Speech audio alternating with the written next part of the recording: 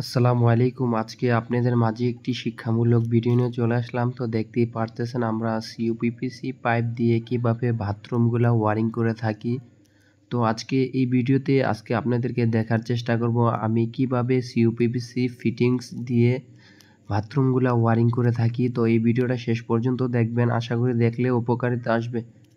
তো দেখতেই পারতেছেন আমি সর্বপ্রথম শাওয়ারের যেই পয়েন্টটা রয়েছে ওইটা আমি মাপ দিয়ে কেটে আপনার ক্লিপ মেরে নেব এখন। তো ক্লিপটা মারলে কিন্তু অনেকটাই সুবিধা হয়, যেমন আপনার পাইপগুলা আটকে থাকে। অনেকেরই আপনার গুণাতার কারা মারে, তো গুণাতার কারা মারাটা কিন্তু ঠিক হয় নাই, ক্লিপটাই মারাটা বেটার। আমি মনে করি যে সবচেয়ে ভালো হয় ক্লিপটাই।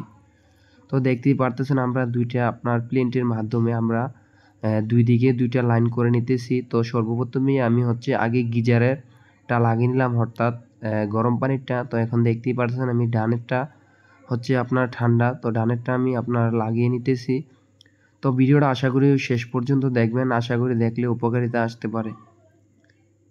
তো শেষ পর্যন্ত দেখতেই থাকুন কিভাবে আমি ওয়ারিংটা করে থাকি।